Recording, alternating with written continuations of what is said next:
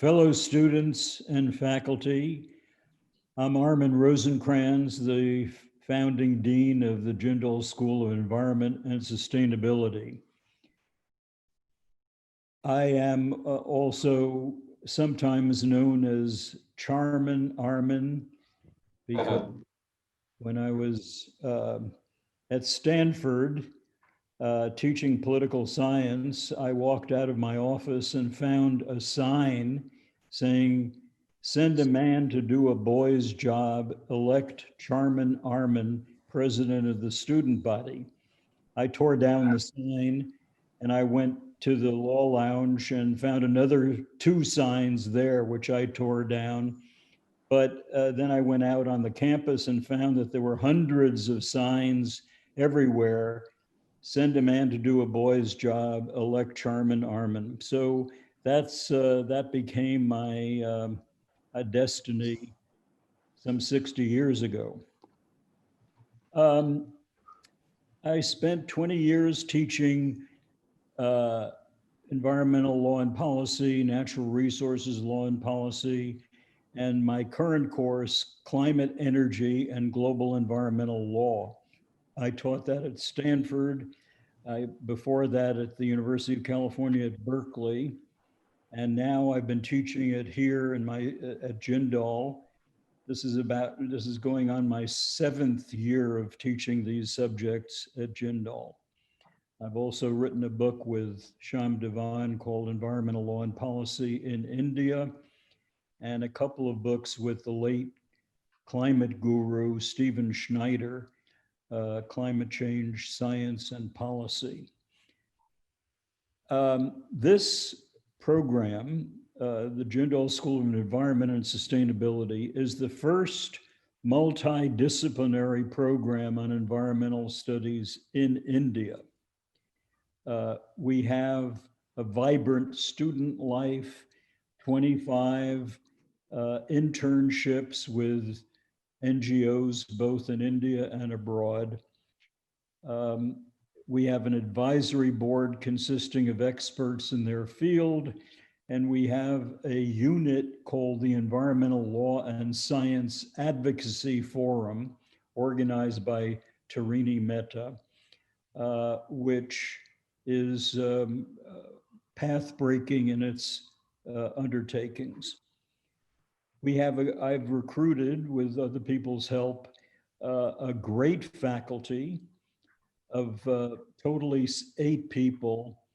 They have begun teaching this week very successfully. They all seem to really love teaching undergraduates, which was the reason that I recruited them. These courses are all interactive. Their introduction to ecology, which is biology and science, introduction to human environment interaction, social science, political science, geography, and economics, introduction to climate change, which is my field, including national and international institutions, introduction to environmental regulation, laws, court cases, regulations, and finally, forests and wildlife, including the trade and conservation of tigers and tiger parts. So all of that is the subject matter. They're all being taught this week and for the rest of the semester. And I think that everyone is having a good time and learning a great deal. And there's a lot of student participation in each of the classes. Tony Oposa, our guest today, is a world-renowned litigator. He is the first, I believe, to involve young people, which is in suing governments to do more about climate change. This today is the hallmark of climate litigation in the US, India, Colombia, Pakistan, the Netherlands and elsewhere around the world, young people are taking the lead, following Tony Oposa's example, taking the lead in suing governments to do more about climate change. I met Tony in the Philippines 6 years ago when I was on a grant to study there. And we had a good time together. We shared information. And I'm so glad that he's accepted our invitation to join us today. Now, let me pass this on to Professor Raj Kumar, the Vice Chancellor of Jindal Global University. I'm honored to invite Professor Patnaik to address our students and our audience. He is a professor and registrar at OP Jindal Global University, and he has played an instrumental role in the development and implementation of academic strategies and enhancing the academic productivity and environment of Jindal University. He is an acclaimed legal scholar as well, publishing regularly in international and national journals. All of us have read his work. We're very honored to have you here. And Professor Patnaik, please address our audience and the first batch of students of JSES. Thank you so much, Tarini, and thank you so much, Professor Rajkumar and Professor Armin Rosenkrantz. Good morning to everyone. It's indeed a pleasure and also a privilege to be with each one of you this morning. This is indeed a historic moment as we proudly started our ninth school and welcomed the first batch or cohorts of the flagship bachelor's program in environmental sustainability at the Jindal School of Environment and Sustainability at the JGU. I welcome you all to the school and to the university. And as all of you know, the school is set up with a focus on cutting edge teaching and research on varied issues of environment and sustainability, as just articulated by Armin.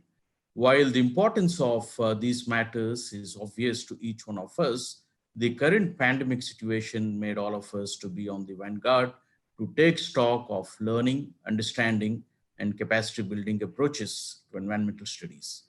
And as cohorts of the inaugural batch of the school, this is a significant milestone in your lives and also in the life of the university. So let me take this opportunity on behalf of the university and my own behalf to congratulate each one of you on your admission to the Jindal School of Environment and Sustainability. You all are exceptional people and you richly deserve this recognition.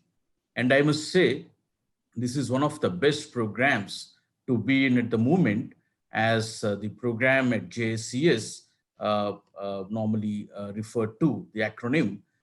The undergraduate program consists of or entails richness in terms of the disciplinary approaches to understand environmental studies, and bright people like you will be the future protectors, advocates, and change agents so that we all, quote, walk to the world we want, unquote, the appropriate theme chosen by the speaker, Antonio Oposa. And we are also grateful to Mr. Antonio Oposa for agreeing to deliver the inaugural or the first commencement lecture of the School of Environment and Sustainability. Further, I must mention the flagship program will also provide insights into most aspects of the human world, from business to technology to environment and social sciences. And the core skills that you will graduate with will be highly sought after, especially in a modern world looking to drastically reduce carbon emissions and discover and develop the technologies of the future. Therefore, I must say sustainability skills and environmental awareness is a priority in many jobs as you look forward to plan your lives and careers with a vision towards your academic activities. I would also like to make a very important mention here. To all the incoming cohorts to this school, at the JGU, we have an enriching academic and social ecosystem that will help you develop all the essential attributes or capacities intellectually, socially, and emotionally. And I can assure you that you will have a thriving or an inspirational experience being at the school and being at the university. And such a learning and qualities are indeed important to do well in your lives and careers, as I had just mentioned. And I must also make another very important point. Being a university student is a great privilege, but it's also indeed a great responsibility. So I would recommend that you need to be more responsible towards your education, towards your learning, towards your peers, towards your community, towards the society, and respect all the university rules and regulations and the spaces and diversity. But being the kind of a place university is, and in particular the JGU, this is a place which is full of ideas and egalitarianism. So you will have all the support from the school, from various departments of the university that will help you shape your lives, your careers. Therefore, I would ask you to take full responsibility and focus on the opportunities that the university can offer. And on this particular note, before I conclude, I would like to thank the leadership of the Vice Chancellor and even the leadership of the Dean of School of Environment and Sustainability and the faculty members and the Office of Admissions and Outreach for making this possible, and all the relevant offices for enabling us to come together this morning. And in particular, last but not the least, I would like to once again thank the commencement speaker for agreeing to be with us this morning. And we all eagerly look forward to listening to his ideas and lived experiences on the topic that he had chosen to speak. So thank you all very much, and congratulations once again, and welcome to the school and welcome to the university.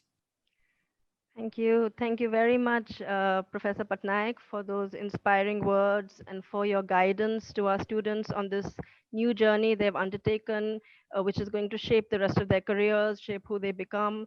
Thank you very much for that.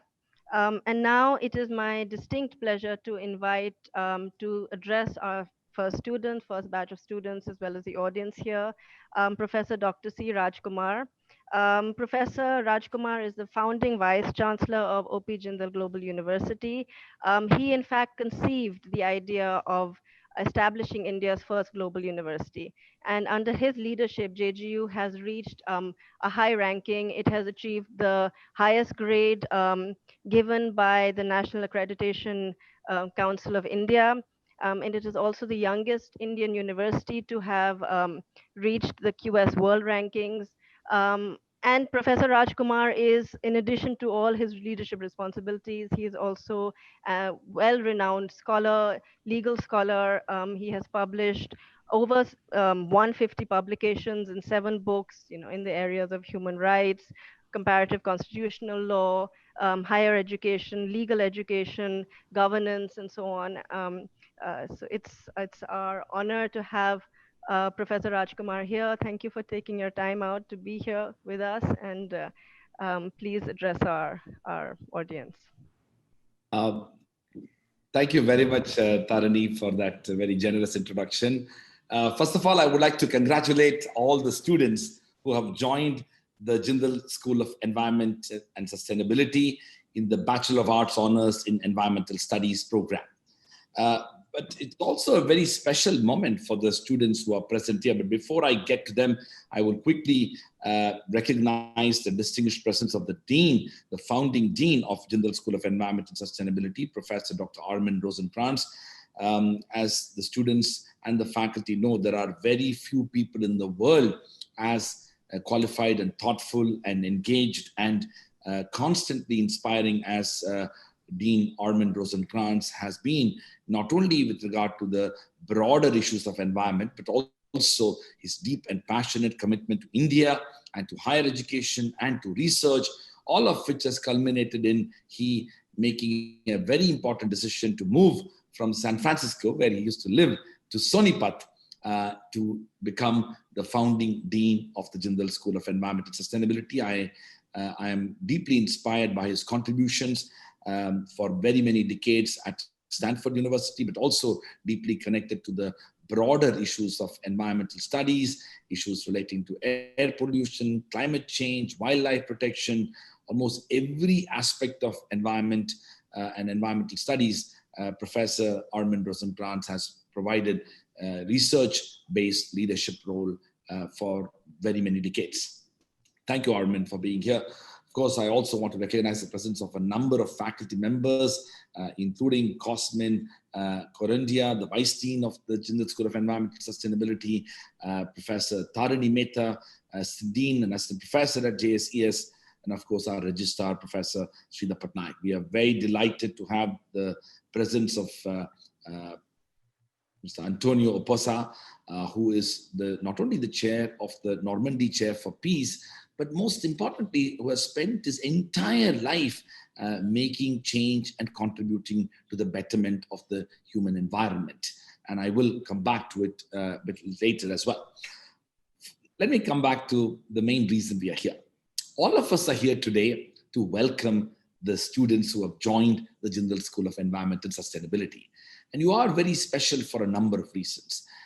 Very rare in the history of humankind, a new generation of students are actually entering into a university even before you actually see the campus. You are enrolled in a full-time residential program, moving out of high school. You haven't even taken a break. You successfully took your examinations, completed it, and now you are joining a new school and in a new university, which you have not been at all. So before I do anything, I am going to show you the campus that's waiting for you. This is the campus which is waiting for you. It's a beautiful, 100-acre fully residential campus. You can see the absolutely fantastic ecosystem that this campus provides. It has over 30 peacocks and hundreds of exotic birds, all of which is actually waiting for you. That's the closest I could do to actually formally welcome you to OP Jindal Global University and the Jindal School of Environment and Sustainability. While the campus is so beautiful, the soul of the campus is missing, and that's all of you. And the students who have enrolled in this program, I want to congratulate you for the decision that you've taken. I also want to congratulate your parents, but also take this opportunity to thank your parents for all their contributions, their encouragement, their support to your life that has helped you to reach where you are today. This is a moment for you to express your gratitude to them and to your family members. All of them are together part of that collective consciousness that has led to your own situation today. Now, let me also say that OP Jindal Global University is part of a vision to build a world-class university in India. I had the privilege to study in two good Indian institutions, Loyola College Madras and University of Delhi, after which I was a Rhodes Scholar at the University of Oxford, where I did my master's in law in the year 1998. When I was a student at Oxford, I had this enormous inspiration that impacted my own life, and felt that how can we create institutions that can fundamentally reimagine higher education, but most importantly, it can inspire young people to shape the future of the world. Such was the inspiration that I received at Oxford, after which I received 3 more fellowships to go to Harvard. I did another master's degree at Harvard University, and that made me think about the future of higher education. I spent the next nearly a decade working on the idea of creating a university. During that time, I was a lawyer in New York, taught in Japan, and taught in Hong Kong for many years, all along obsessed with the idea of building a world-class, global, multidisciplinary, research-oriented university in India. To cut the story short, as late as 2006 and 2007, I got to meet with an Indian benefactor, Mr. Naveen Jindal, and essentially engaged with him and persuaded him to do three things. One, to make a substantial financial commitment. Second, to do it in a not-for-profit manner. And third, to let us have the academic freedom and autonomy and independence to build a world-class university in India. He invited me to move to India in early 2007, and from 2007 onwards, rather 2008 onwards, I moved to India in early 2008, and from 2008 onwards, we began the process of institution building. To cut the story short, within a very short span of time, we put together the entire vision and imagination of a world-class university, but most importantly, to go into the nuts and bolts of institution building, including land acquisition, formulation of curriculum, course structure, program development, faculty recruitment, student admissions, hiring of architects, construction engineers, contractors, and of course, moving through the regulatory process of creating a brand new university from scratch. In fact, the idea from the very beginning was to build a global university, to have a global curriculum, to have a global course structure, to have a global program, to have a global faculty, to have a global research agenda, all of which promoting global interaction. Such was the vision of this university. And since Armin had spent many years at Stanford, one of my very good friends, Professor Mark Galanta, who's a professor at Wisconsin-Madison, told at that time that this university's creation was very similar to what had happened with Stanford itself.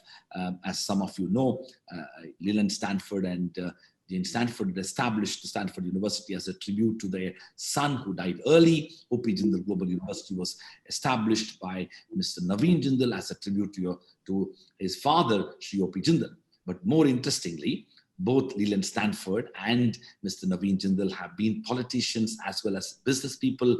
And interestingly, there was a lot of widespread skepticism when Stanford University was established, as it was obviously created at that time by a person who was also the governor of California, but also an owner of a railroad company. That skepticism was widely prevalent. A famous New York newspaper apparently wrote that Stanford professors would be teaching to empty classrooms. Such was the doomsday prediction that, of course, went wrong when it comes to Stanford. There were similar skepticism that was prevailing with regard to private university and idea of a new university being created at a time when there were already mediocre, dubious, for-profit private universities established in India.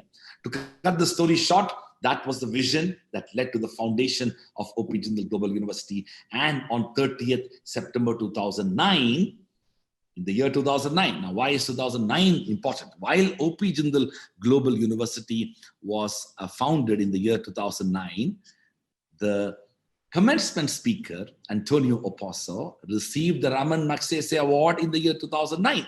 Our destinies have been indeed intertwined. While he had a lifetime of contribution, but 2009, his contribution was recognized by the award of Ramon Magsaysay Award, which is kind of the Asian equivalent of the Nobel Prize. Now, coming back to the story of Jindal, when we were established, we were from the very beginning conscious to be a multidisciplinary university. And the idea of multidisciplinarity is deeply embedded in the evolution of different schools. To cut the story short, in 2009, we started with the law school, and then the business school, the School of International Affairs, the School of Government and Public Policy, School of Liberal Arts and Humanities, School of Journalism, School of Art and Architecture, School of Banking and Finance, and of course, in last year, we established the Jindal School of Environment and Sustainability, which is the 9th school of the university. Now, of course, the Jindal School of Environment and Sustainability is probably the most important school that we have established in the last 11 years of our evolution. And I say this with a full sense of responsibility because this school, in many ways, embodies the multidisciplinary dimensions of what we have been doing for the last 11 years. It has elements of law, it has elements of political science, it has elements of history, it has elements of economics and broader humanities and social sciences, it has elements of business, including social responsibility. It pretty much, and of course, it has the elements of built environment and architecture. So in many ways, it encompasses the whole range of possibilities when it comes to studying environment and looking at the world and the future of the planet from the standpoint of how sustainability can be deeply embedded in our own evolution. Of course, I am a lawyer by profession. I was deeply inspired by one of the most, incredible and inspiring lawyers of India, Mr. M.C. Mehta. I had the privilege to meet Mr. Mehta when I was a student, and since then I have remained an ardent admirer and somebody who deeply inspired me to be sensitive about issues relating to environmental sustainability. I say that because of the fact that at the heart of environmental studies is also about recognizing the importance of the society in which we live in, but also the responsibility that we will attach to the protection of the environment. So that aspect of being sensitive and appreciative of the importance that needs to be attached to the protection of the environment is not only a part of a curriculum and a course work that JSES provides, but also it becomes a part of your own responsibility as we look at the future. As I share with you the journey of the Jindal Global University, I also want to say that you are in a very privileged institution. The fact that we have already acquired an international reputation, the fact that we have been ranked as one of the top 150 universities in the world among the top QS Young University rankings, the fact that we have been recognized as India's #1 private university, and the fact that we have been ranked as the youngest university in the world to have been broken into the world rankings of QS, all of which means that you as students who are joining the Jindal School of Environmental Sustainability and we as faculty have a responsibility. And that responsibility is to provide world-class education that will also not only make you knowledgeable and knowledgeable people, but also responsible citizens. I also want to quickly mention that the study of environment and sustainability is not only central to the future of humankind, but it demonstrates the nature and character of human society. And that is why when we discuss issues and the kind of courses that we will be studying, that will be part of the evolution in which you may end up doing so many different things. We don't see the study of environmental studies from the more narrow prism of pursuing only a career limited to certain aspects of environmental studies. The curriculum, the course structure, the program, the faculty, the pedagogy, and the research that the Jindal School of Environment and Sustainability undertakes and is involved is pluralistic, broad-based, holistic, and it actually provides opportunities for a range of aspirations. In fact, we see the study of environment in this school is part of an effort to provide a more broad-based humanities, social sciences, and law and business and other types of education that the university offers. Now, there are some critical elements of this school which I want to quickly share with you from the standpoint of students. First, the most important, the Jindal School of Environment and Sustainability has an amazing team. And I just mentioned to you, Armin is not only an accomplished scholar, but he's somebody who cares about the students. He has co-authored and numerous articles with several of our students in the last several years. He has personally mentored and he takes undergraduate education seriously. One of the tragedies of global higher education, including in leading universities in India and around the world, is that the undergraduate students end up being neglected. Very distinguished professors end up focusing on master's and PhD programs with little emphasis on the mentoring and the support system and the teaching and the engagement and the tutorials and the more hand-holding elements of undergrad education. But Armin is an exception. Not only as a professor, but now as a dean, Armin Rosenkrantz values the importance of undergraduate students and how they contribute to the intellectual, social, and cultural life of an institution. Second, the Jindal School of Environment and Sustainability has assembled an outstanding group of individuals who truly reflects the multidisciplinary character of the school and the university. Each one of those individuals, including two of whom are present in today's program, but all other faculty members come from different disciplines.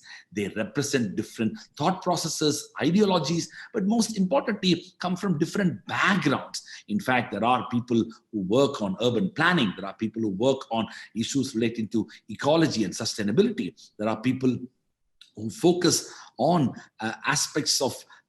different aspects of environmental studies. So in some ways, the idea of assembling faculty members with different knowledge and perspectives coming from different backgrounds is part of an effort to provide the opportunity to the students who have decided to pursue the environmental studies program at the Jindal School of Environmental Sustainability.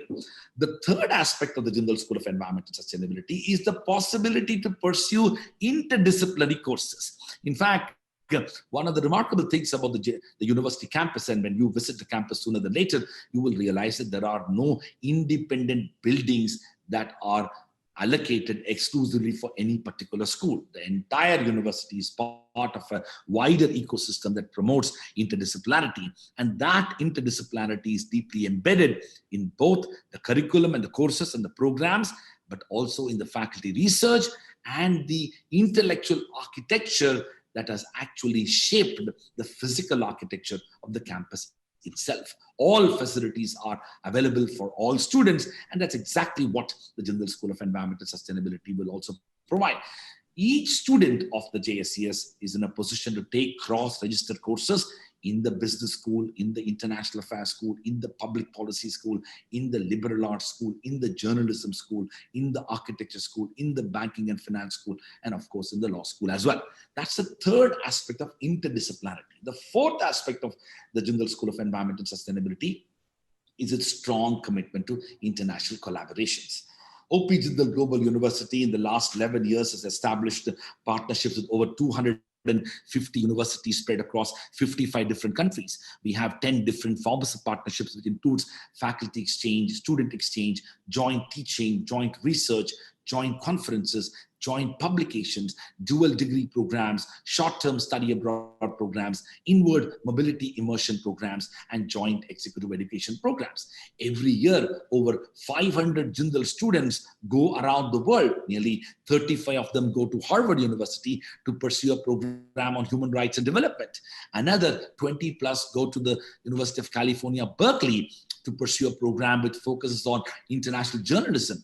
Another 100 plus go to Oxford, where they study different types of programs. Somebody studies on global governance, some others study programs on politics, philosophy, and economics. Some others study programs on international relations and multilateralism. We have a program at Fletcher. Another 25 students go to the Tufts University in the United States. And we have programs across the world, in Europe, in North America, in Canada, in Asia, in other parts of the world, in Australia.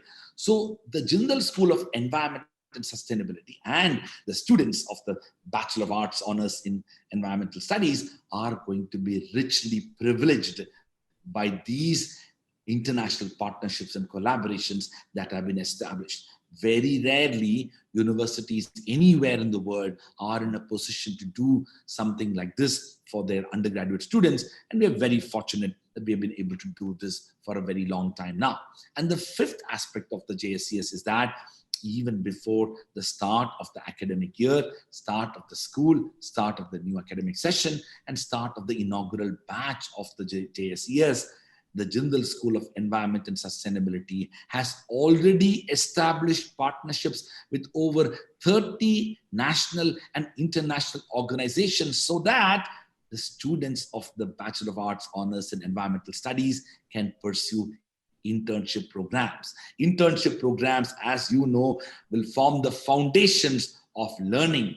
The fact that it contributes towards understanding the implications of what you have learned and how you can apply in real world setting, but most importantly, to contribute to the imagination of promoting experiential learning also contributes to your own growth and development. The Jindal School of Environment and Sustainability has built significant and substantive partnerships with over 30 organizations, which includes non-governmental organizations, intergovernmental organizations, think tanks, research institutions, environmental NGOs, and many other organizations in which they have received commitments so that our students, each one of you, will be able to pursue 2 internships in an academic year, one during the winter and the other during the summer. Never before in the history of higher education, as far as I understand and I know, a school and a university has begun its academic session already tied up with organizations so that the students and their aspirations and their goals are met into their fullest satisfaction. So, as I end my remarks, I want to once again congratulate each one of you for your decision to join the Jindal School of Environmental Sustainability. You will be part of a pioneering group of individuals who would have laid the foundations of one of the most important disciplinary areas that is going to become more important in the future. The fact that you will be pursuing a multidisciplinary learning environment in which your opportunity to pursue a variety of graduate degrees, postgraduate degrees, master's degrees, and other types of career choices that you might make after the study of BA Honors in Environmental Studies will only make you a fuller and a more holistic individual. I also want to take this moment to congratulate Dean Armin Rosenkrantz and his faculty and the entire team of the admissions office that has brought together all of you to this absolutely incredible beginning. As I end, I would like to now take a moment to formally introduce our distinguished speaker today. I want to personally take this effort because he has been an inspiration for many generations of people around the world.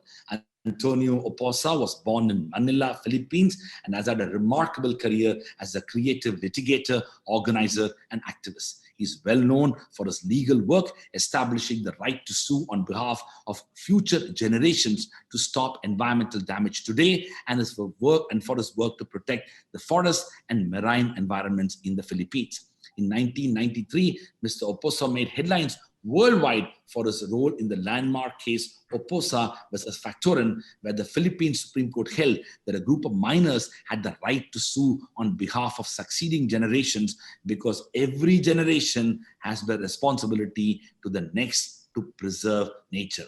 As you will study in your own courses, the principle of intergenerational equity that is critical for the study of the future of environment. Mr. Oposa was counsel for 43 Filipino children who initiated an action against the Philippine government for the misappropriation of the country's forest resources. The trial court dismissed the complaint on the ground of lack of legal personality to sue.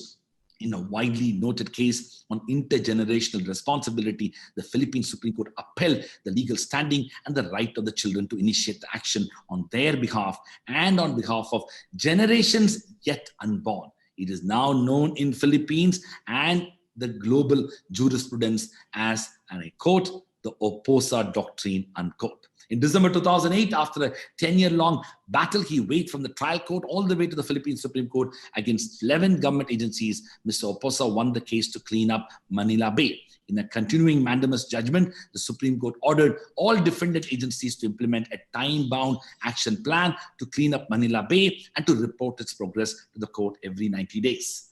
There is so much to talk about his work as an enforcement operative. Mr. Oposa has organized and led some of the most daring operations against environmental criminal syndicates, creatively using rules of criminal procedure. He has jailed environmental criminals within hours from arrest. His enforcement work against illegal fishing syndicates has been featured in the BBC documentary film entitled Blast. Mr. Oposa founded the SCA camp, formerly the School of the Sea, Sea and Earth Advocates, in the white sand shores of Bantian Island, Cebu in the central Philippines. The camp features a free-flying bird sanctuary, a demonstration marine protected area, and a model climate change house. This house is powered by renewable energy and has vertical and rooftop vegetable gardens to illustrate self-reliance and food sufficiency. The camp also completely recycles water and solid waste. Even methane from human waste is captured and converted into cooking gas. As a physical demonstration of the working principle for sustainable living, it has trained thousands of children out of school youths, government officials, fishermen, law enforcement officers, teachers, lawyers, and laymen. As the convener of the revolutionary Share the Roads movement in the Philippines, Mr. Oposa unites a group of citizens advocating for the fair sharing of road space, clean air, and walkable and bikeable communities. The network of citizens has filed an ongoing case against the Philippine government to compel the latter to divide the roads by half lengthwise, half for motorized vehicles and the other half for sidewalks and bike lanes. In 1997, Mr. Oposa was awarded the highest United Nations honor in the field of environment, the UNEP Global 500 Roll of Honor. And I quote the citation, for his path-breaking and passionate crusade to engage Filipinos in an act of enlightened citizenship that maximized the power of the law to protect and nurture the environment for themselves, their children, and generations yet unborn, unquote.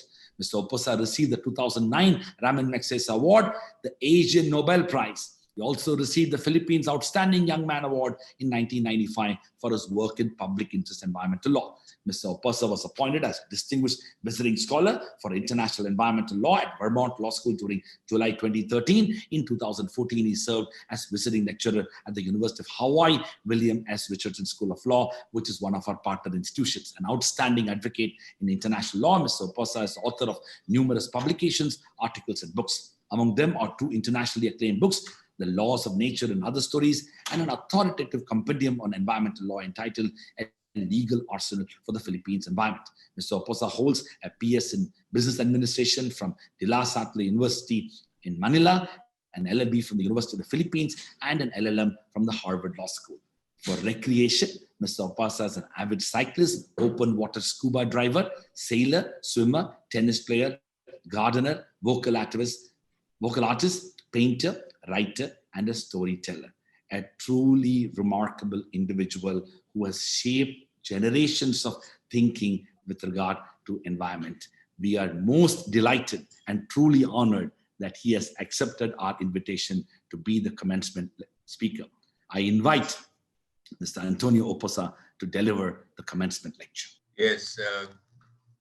Hello, good afternoon from Manila, and good morning in India. Thank you for this invitation. This is a wonderful opportunity to say hello to the Guru of Gurus, Professor Dr. Armin Rosencrantz, and Raj Kumar. I was so impressed by your dedication and your role in founding the OP Jindal University. I think we have a lot to talk about. I have been trying to put up a little school, and then it was wiped out by a typhoon. Professor Patnaik, I was very happy that you cited the role of the first batch of students that are coming in. And indeed, you are not only very lucky, my dear young friends, you, as Professor Raj Kumar said, you are shaping the future and will be taking the lead in this walk to the world we want. Instead of giving you a lecture, let me tell you a story. As Professor Raj Kumar said, I am not much of a lawyer, but I am only a storyteller. So let me tell you a story. Once upon a time, there was a group of young people like you, young students of the Jindal school. They went hiking up the mountain into a forest. And all of a sudden, it rained. It rained very hard. So they hid inside a cave. They went inside a cave, and then to hide from the rain. And then when they saw on the left side of the cave, there was a word called environment. Environment. And they said, hey, what's that? What is that? And then they saw a hermit, an old man with a beard, long beard, was sitting there. And he said, sir, what does this word environment mean? And instead of answering the question, the wise sage, the wise old man said, let me answer your question with another question. May I ask you instead, what does the word environment mean? So, ladies and gentlemen, young friends, you are all going to take environment for a 4-year honors degree. Let me just first ask you a basic question and give you 5 seconds to answer in yourself, what is the environment? Is it about nature? Is it about ecology? Is it about our surrounding? Is it about the river? Yes, it's about everything. Is it about the birds and the bees and the flowers and the trees? Who cares about the birds? With greedy human beings that we are, who cares about the monkeys? Who cares about the flowers? We care about only the humans. Oh, is it about the birds and the bees and the flowers and the trees? Or is it about life and the sources of life, of land, air, and water? These, my friends, are the vital organs of life on earth. Where the trees and the forests are the heart and the lungs, without which we do not have oxygen and we do have no absorption of our carbon dioxide. Where the land and the soil is the skin and the flesh of the earth, from whence we get our food. And the sea and the rivers are the blood and the blood streams of life, the water of life. Land, air, and water. Easy to remember because the acronym is LAW. That is the law of life. You violate that law, you violate the laws of man, you either pay a bribe, you go to jail, you pay a fine. But when you violate the law of life, when you take out L or A or W or poison the land, the air, and the water, which we are all doing now, life itself is threatened. If that is the only thing I have shared with you today, my dear young friends, please remember that the environment is the law of life. These, again, are the vital organs of the earth, without which there is no life. So, the young people, they were surprised. Oh, after all, so they like, okay, Mr. Hermit, we will leave now because the rain is has subsided.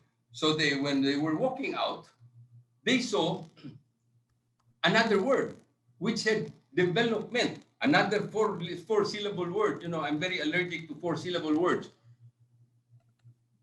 A development. So what does development mean? Well, when they look back, the man was not there already. So they were wondering. So maybe I can tell you another story. Let me tell you this story. Do you know this gentleman? Have you seen this gentleman? Anybody of you? Do you know this gentleman? Well, maybe you don't, because he is my grandfather. He was a very rich man. He died at the age of, he was a merchant mariner and one of the first in the country. He died at the age of 80-something, 81. And one day after he died, we buried him. His lawyer called me and said, your grandfather loved you so much that he left with you an inheritance of what is now an equivalent of $10 million. Wow. I was in second year law school then. What do you do with money like that? So I put it in the bank. I withdrew 2 million the first night. I brought all my friends out to gambling, out to the casino, out drinking, etc., etc. And then in one night, we all wasted all that money. Gone. 2 million. The next day, we did the same thing. The next day, we did the same thing. After about 5 days, 6 days, I had little $5,000 left in the bank. So what took my grandfather 81 years to save and give to me, I wasted in less than 1 week. What is even worse, I go back to my accountants and I tell the accountant, you list all my losses and all my expenses as revenue, as profit, and as a measure of progress and development, of my progress and human development. Is that correct? Of course not. You don't need to be an economist. Please ask Jindal University economists and finance people, and they will say, oh, Tony is ridiculous. That is not profit. Yes, that is not revenue. But my friends, let me pause there. Is that not what we are doing to the earth? The earth has taken 4.5 billion years to become what it is. And we came out only the last 10, 15 seconds of the 24 hours of Father Time and Mother Earth. And yet we have taken out the Industrial Revolution happened only less than 200 years ago. But that marked the era that we started using the sources of life, of land, air, and water, faster than these resources could replenish, could repair, could restore themselves. And in a matter of 200 years, we've wiped out almost all the forests of the world. We've taken out all the fish from the sea. We've scraped off all the flesh and the skin of the earth. And we cut down all the trees that took hundreds and hundreds years. We take out oil and gas and coal that took hundreds of millions of years to become what they are, fossil fuels.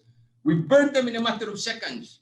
And then we call it progress and development.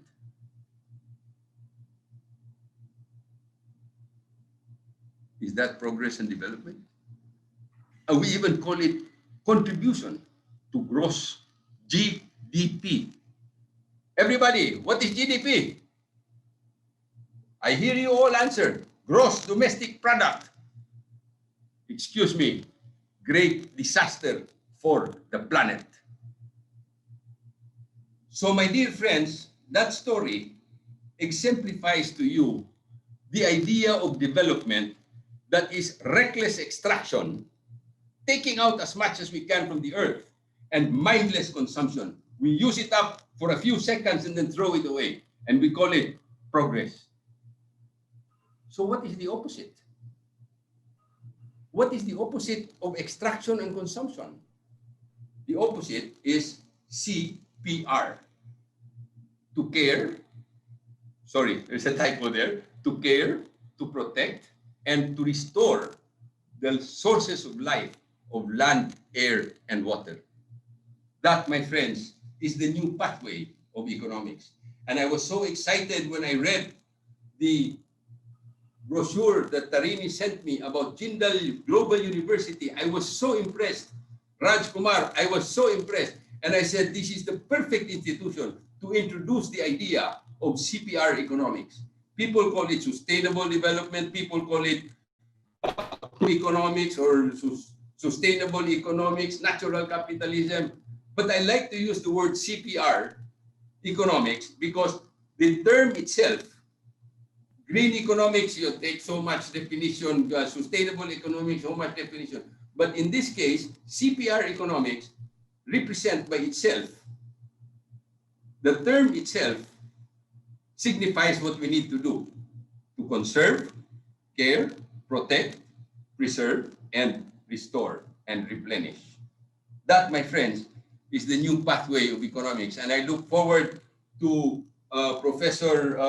to discussing this more with Dean, my dear friend, Armin Rosenkrantz, my idol, and to Professor Patnaik, and to Professor Tarini, of course, and to Cosmin, and to Raj Kumar, how we can begin. There is already this movement. The Jindal SES can be the catalyst of this movement. Okay, so CPR, therefore, the story of my grandfather, my friends, it is only a story. It is said that the best stories are those which blend fact, fiction, and fantasy. The fact is that he is really my grandfather. He is a merchant mariner. He was a merchant mariner, and he died at the age of 81. The fiction is that he was very rich, and the fantasy is that he left me $10 million, and I spent it all in less than 1 week. Fantasy, fantastic life. But my friends, pause a little bit. Is that not the kind of fantasy world that we are living in today? We take out things that took hundreds of millions of years to become what they are, burn them in a matter of seconds, burn them, pollute the air, poison the air, and we call it progress. My friends, what we need to do is to apply CPR. Those of you who have doctor scuba divers or understand what this is, or medical background or something, CPR also stands for the emergency procedure that is done on a body where the vital organs of life are not doing well. It is known as the cardiopulmonary resuscitation of the vital organs of life. And in this case, it's so apropos that we are going to restore the vital organs of life on earth, the land, air, and water. That is, my friends, the new economy. The Jindal School of Environment and Sustainability stand out as the beacon of hope, the lighthouse of hope, because you fully understand. You have 100 hectares and you only build in a very small, and you have such a beautiful greenery. I understand the idea of real economics. Economics is defined as the efficient use of scarce resources. But what we are doing in economics is you're wasting all these resources. But my friends, you can be the catalyst, the beacon of hope for the principle that waste not and want not. If we do not waste today, then our children and grandchildren and future generations will not want tomorrow. And another quote that you will very much understand, my friends. Someone said that live simply so that others may simply live. Mohandas Karamchand Gandhi. So, after showing you the special privilege and position and responsibility that you have in your hands, my friends, let me share with you, let me tell you a few war stories. War stories are always exciting here and there. Okay, where is India? India is that one on the right side, in the middle, upper center right, green. And Philippines is smaller island, a group of islands west of the Pacific Ocean. And but you know, small as that is, it is known as one of the mega diversity countries, or the 17 countries in the world that hold almost all of the biological, of the life forms on Earth, the land, the plants, and animals. That's a cover of a book, Mega Diversity, published by Conservation International. Oh, how lucky are we? Wow, beautiful. We're there, represented by a fish there, upper right. And many of you know Galapagos Islands and Charles Darwin, of course. And we were compared. How do we compare to the Galapagos Islands? Are we 10% rich as the Galapagos Islands? Are we equal? Are we half? Are we double? No. My friends, may I ask all of you to please read the lines on the right side. It is reasonable to think of the Philippines as the Galapagos Islands multiplied 10-fold. Not twice, 10 times. But using that kind of mindset of extraction and consumption economics, when the foreigners came in 1900 from across the Pacific, our forest looked like this. Look at that, it was all green. But they were the principal exponents of capitalism, of taking out as much as we can from the land, sell it off make money, and that's what development and progress is all about. That, my friends, is the economic mindset of excessive extraction and conspicuous consumption. Do you know that another word for the word consume, the synonym of the word consume, you Google it right away, is waste. That is why consumerism is wastefulness. Next, in less than 100 years, my friend, that is 1900, when the Americans came, they bought us from Spain, and then they look at what they did and what our own people did. Wow, look at that. So I saw that in the late 80s, that there were only, according to the law, at least half of the land area of the Philippines must be set aside for forest. That is not from me, that is the law. As early as our land area is 30 million hectares, so at least 15 million, half, should be forest. And then I stumbled upon government data that the remaining forest in the Philippines, old growth, tropical rainforest in the Philippines, was only 800,000 hectares in 1988, 1989. And we were cutting them down at the rate of 120,000 hectares per year. You don't need to understand rocket science to be able to do the numbers. If you cut down 100,000 hectares plus per year, in 7 years, there is not going to be any forest left in the Philippines.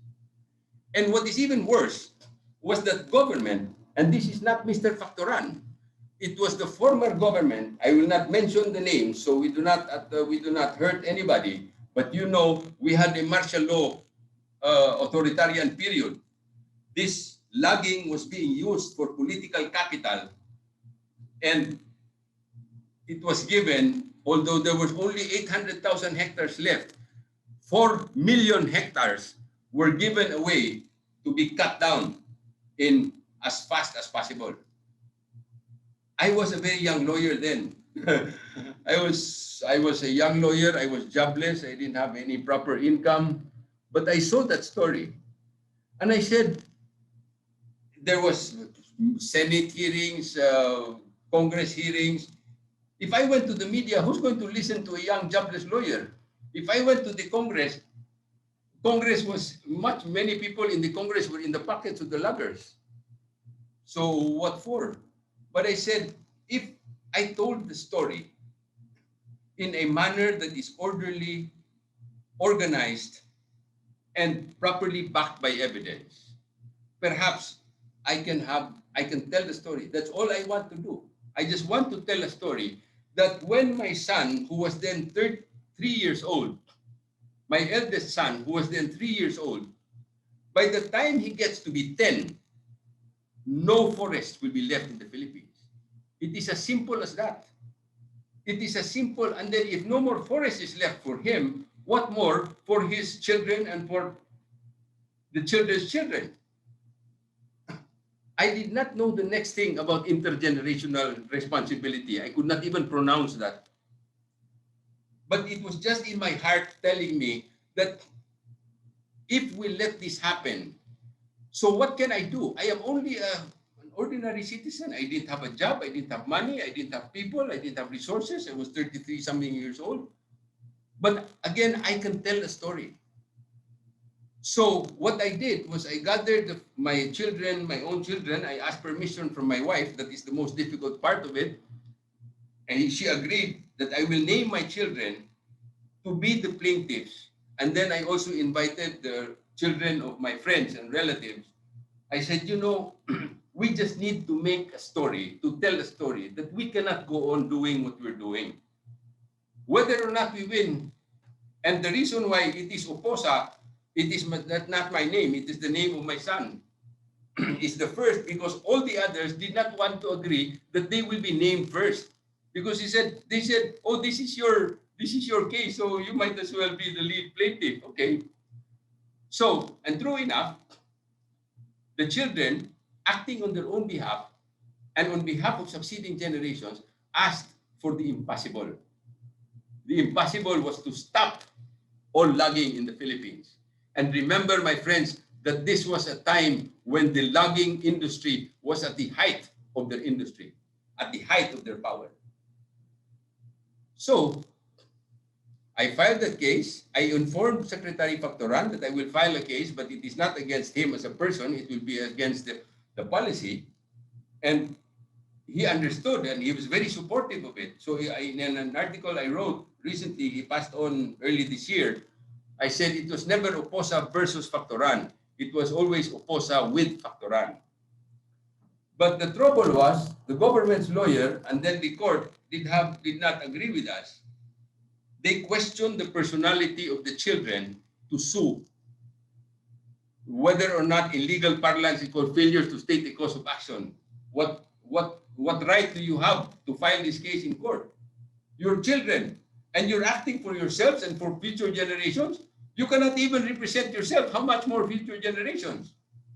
Well, I knew it was going to be like that, but I am crazy. I have always been crazy, and I just wanted to make that point. So, but the good thing is that Mr. Factoran used the case as a leverage. It empowered him, and he canceled all the logging concessions within the remaining 800,000 hectares of virgin tropical old growth forests.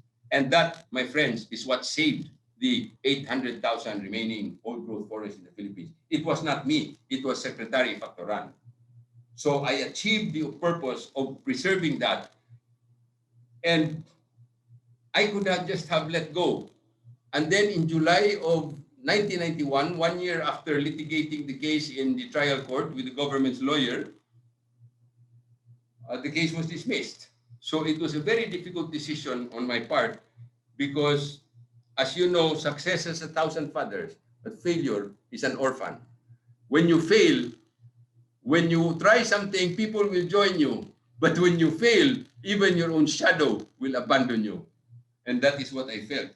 And that I said, will I proceed to the Supreme Court? I did not have money, I did not have people, I did not have friends. And every time you have to file a case, you have to make so many photocopies, and then plus mail, plus affidavit, etc. But I said, you know, it's all about the story. Do they or do they not have a right? I insist that they have a right. And the good thing is that when the case was dismissed, I stumbled across the book of Edith Brown Weiss, which discusses in the theoretically, academically, and scholarly, in a very, very well organized fashion, that this is called the intergenerational responsibility. Wow, those are many syllables. But again, what was good is that I was able to import an idea, the name, that what I was doing after all had a name. And it was not me who named it. It was somebody much smarter than me, who was from Georgetown Law School, Georgetown University. So because I thought that the court will never believe if I just cited it, I sent the whole book to the court. I sent the whole book to the court. So that, I'm not as stupid as I look. There is somebody much smarter than me that was thinking about the same thing. So that, my friends, led to this decision. The first issue was whether or not the children and future generations had the legal personality to initiate this legal action for future generations. So can you read this together with me? Read this aloud, please, but put it all on mute. There, this was told by Raj Kumar earlier. Their personality to sue in behalf of succeeding generations can only be based on the concept of intergenerational responsibility.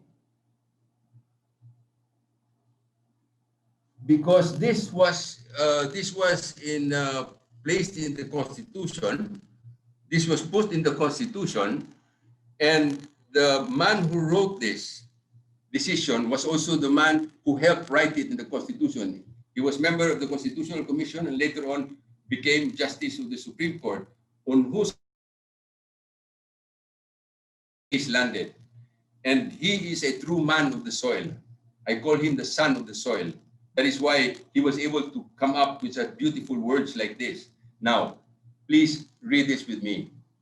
If they are now specially mentioned in the fundamental law of the land, it is because unless it is written in the Constitution itself, the day would not be too far when all else would be lost, not only for this generation, but also for succeeding generations, generations which stand to inherit nothing but a parched earth incapable of sustaining life.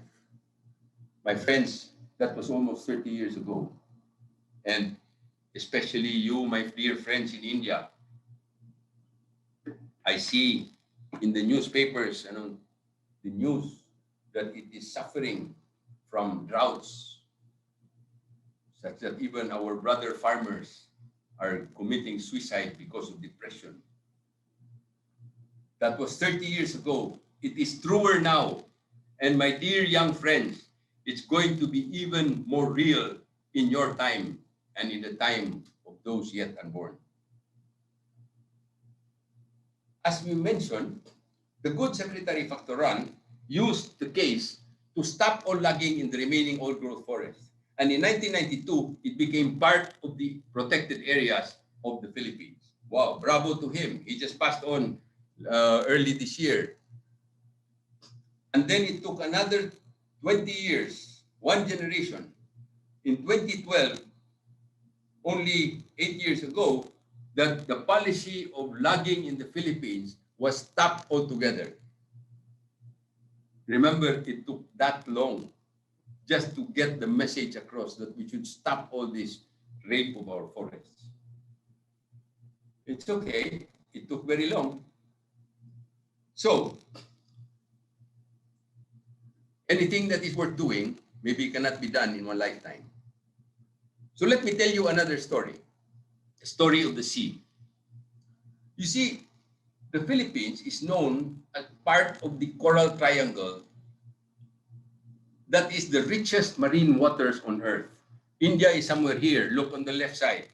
So we have the Philippines, Malaysia, and Indonesia. That's a book, 6-volume book, scientific book. And then the center of that, the richest is this,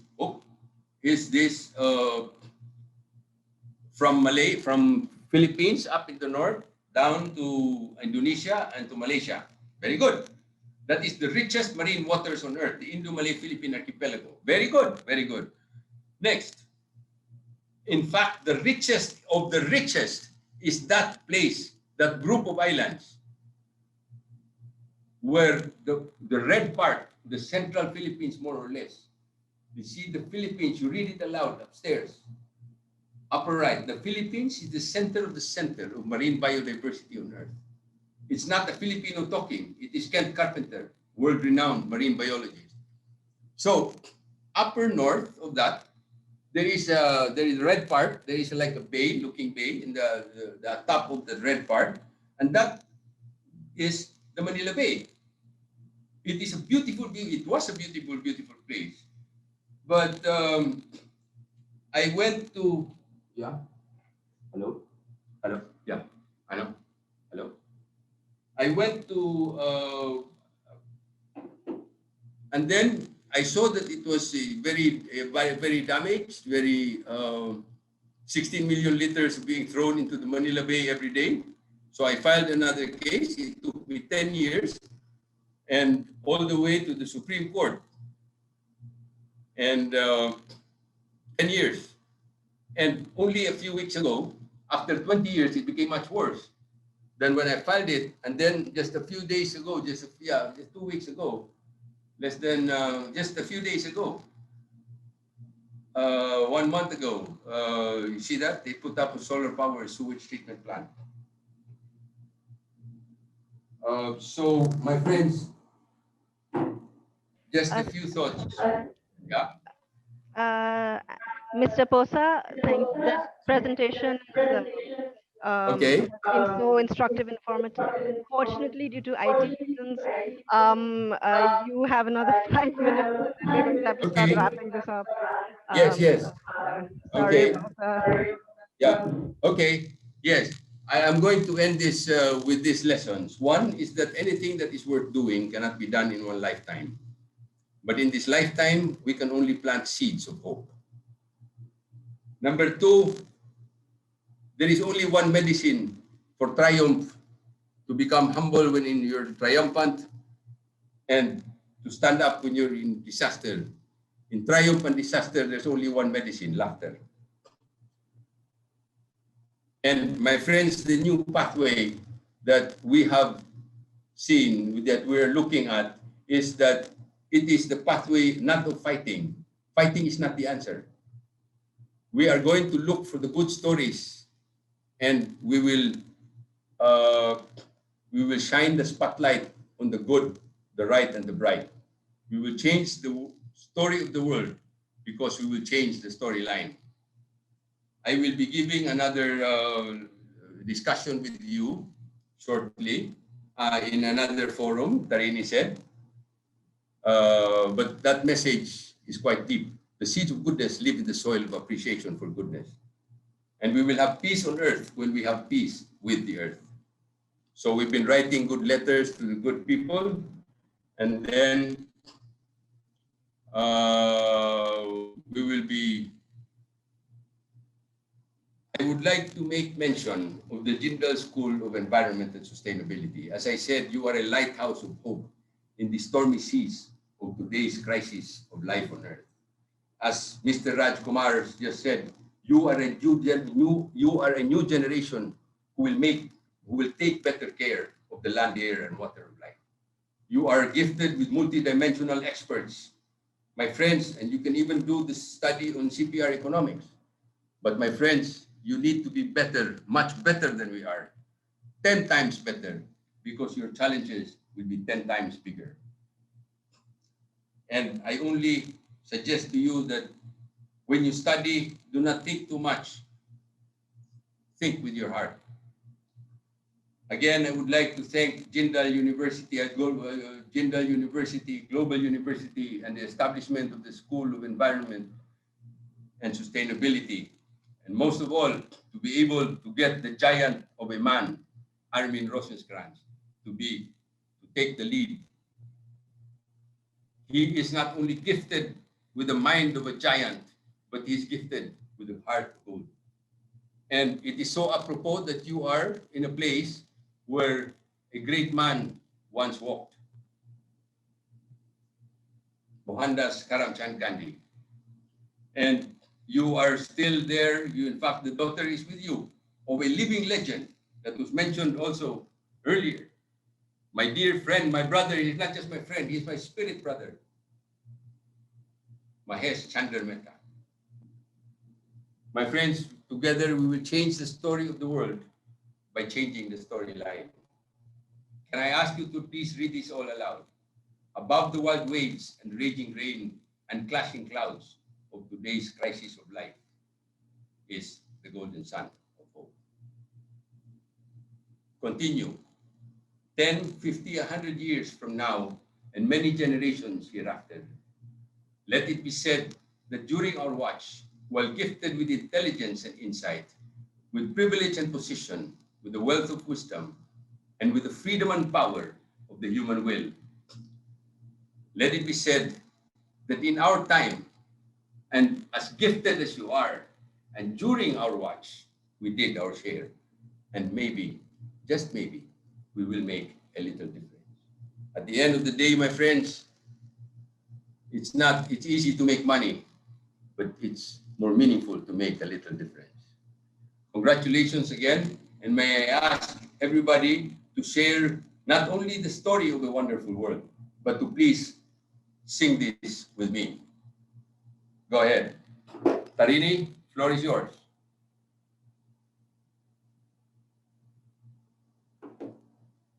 Tarini? Yes, Tony, we're just playing it. Yeah. Okay, may I ask everybody to please sing put it all on mute so you won't be shy. Put it all on mute, but please sing with your heart.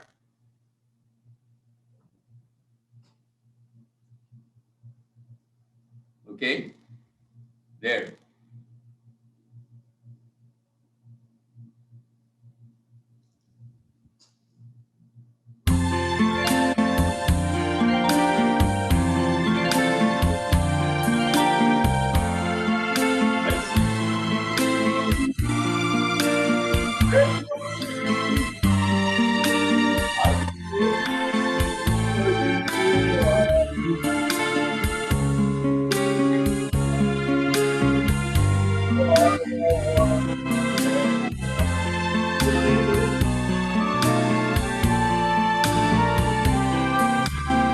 I see skies.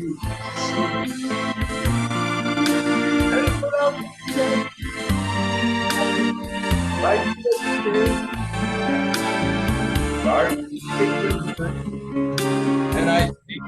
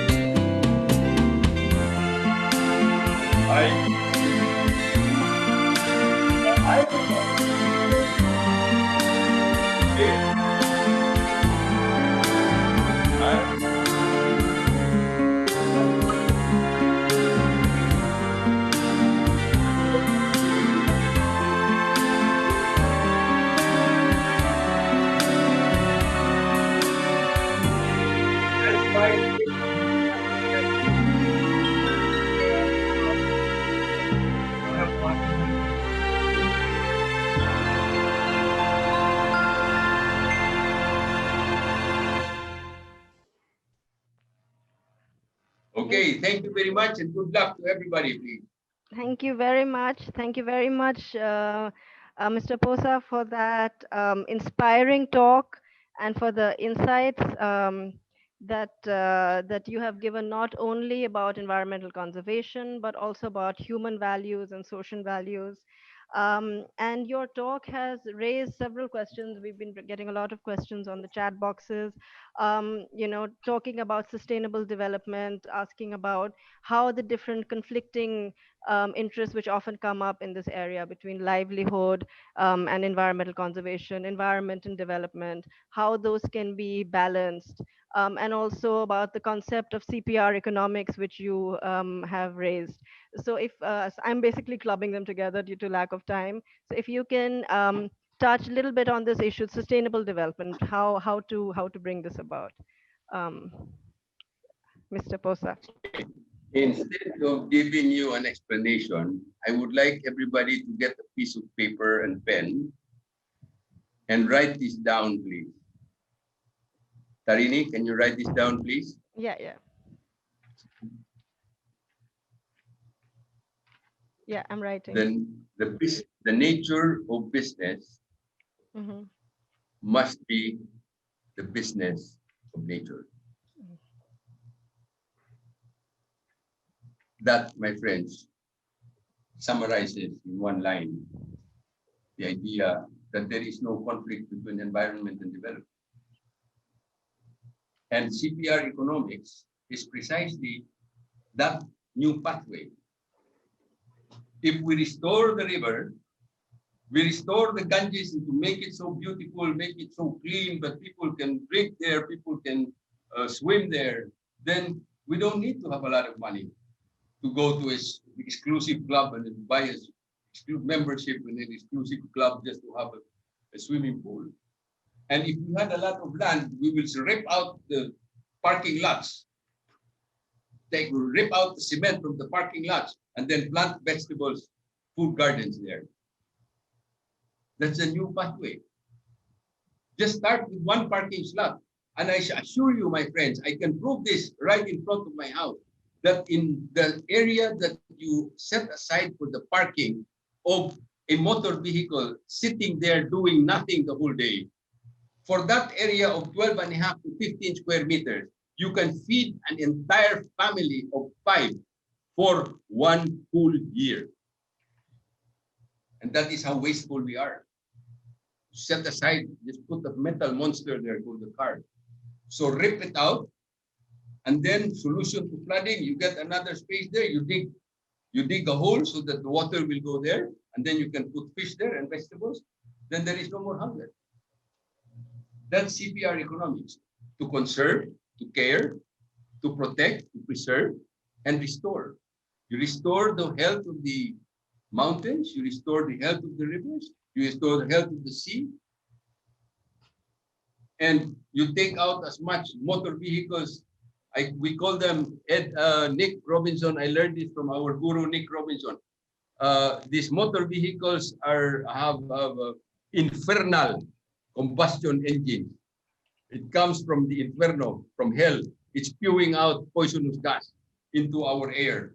So we should get out as many of them as possible, transform the motor vehicles into clean, collective transportation systems, including non-motorized mobility like walking and cycling. So it's a new world.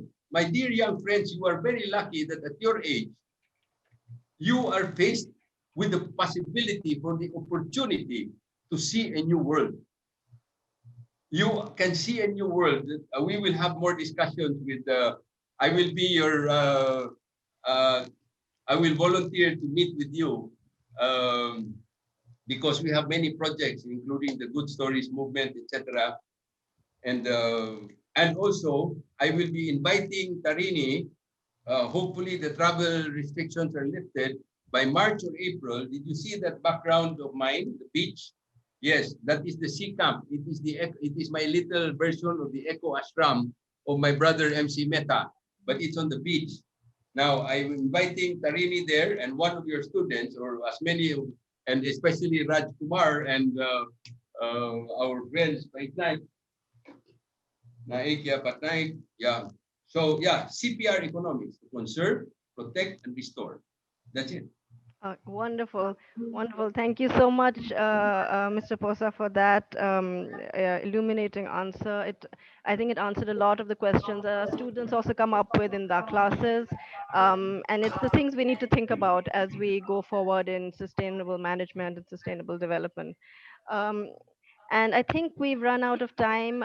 We did have one more question, one more set of questions, which Raghuvir Nath is here. He's an academic consultant for Jindal School of Environment and Sustainability, and he's been one of the backbones of setting up JSES. And this is a question which a lot of students have posed to him. So I'm just going to give the floor to him for a couple of minutes. Thank you, Tani. Professor Posa, that was so inspiring. I mean, thank you very much for your story. I'll just briefly ask you one question because we're running out of time.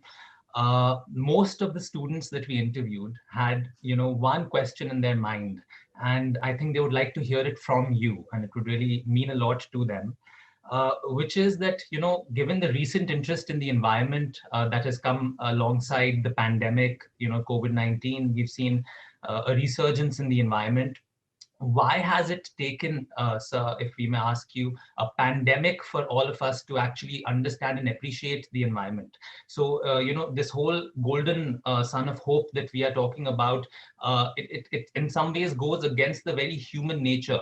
So if you can just throw some light on, how is it that, we can tackle the inherent apathy and the selfishness and greed that, human beings, have in them. So all the students would like to hear this from you.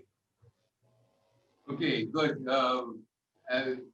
First is look at this as an opportunity to begin a new pathway. Why did it have to take a pandemic?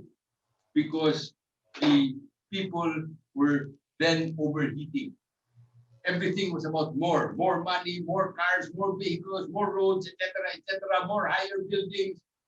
It was all about more.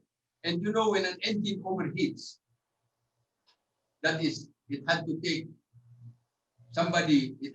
this to calm us down, to give us opportunity to be with each other, to be together, to be alone, and meditate on the meaning of life, what really means in life. And we realized that we don't need all of these things. We only need land to grow our food, air, fresh air to breathe so that it is not polluted, because if it is worse polluted, it's more vulnerable, you're more vulnerable to COVID.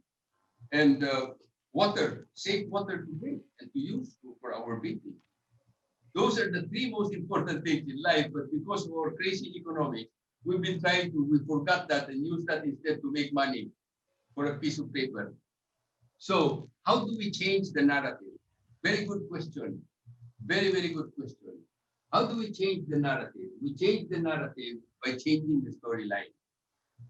Everything that we hear about today is all bad news. I was gaining out of time a while ago, but I'll tell you more about it. We are starting, just August 18, we started a new movement to redirect the focus from bad news to good news. So we are now searching for good stories around the world. And it was mentioned earlier that we'll be asking Tarini and your office and your school to be the point person for Asia.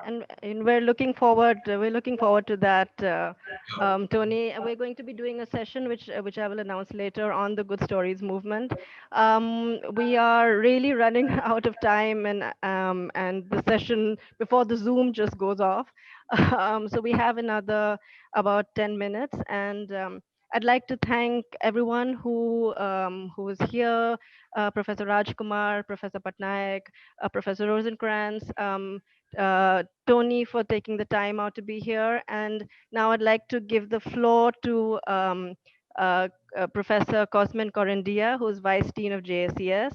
And he has been involved in seminal work in the area of climate change law, environmental refugees, and his books and his work in this area have not only developed jurisprudence in this area and scholarship in this area, but also legal frameworks. And with the work of Professor Corendia, Fiji has become one of the first countries to adopt relocation guidelines.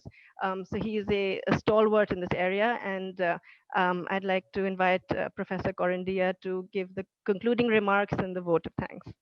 Thank you. Thank you so much, Tarini, and thank you everyone for being here to this wonderful commencement. It was a privilege to have Mr. Oposa, Antonio Oposa, such a renowned person in the environmental activism, and we are also very happy to congratulate you all again to coming to the JSES, to the new School of Environment and Sustainability. The 9th school of GGU, and such a great achievement in regards to environmental teaching and learning overall.